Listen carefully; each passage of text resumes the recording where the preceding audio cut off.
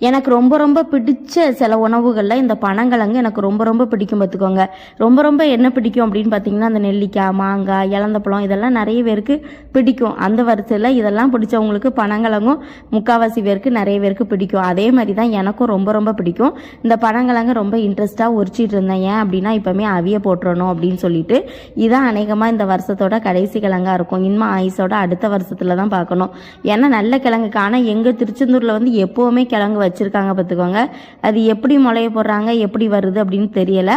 ஆனால் நார்மலாக இருக்கிறது வந்து இந்த மாதிரி வீடுகளில் போடுறது இந்த மாதத்தோட அப்படியே முடிஞ்சிடும் கிழங்கெல்லாம். இனிமே வந்து பயணி வர ஆரம்பிச்சிரும். இனிமே நம்ம வந்து அடுத்த பொங்கலுக்கு தான் நம்ம வந்து பார்க்கலாம் பனங்கிழங்கு வரத்தை.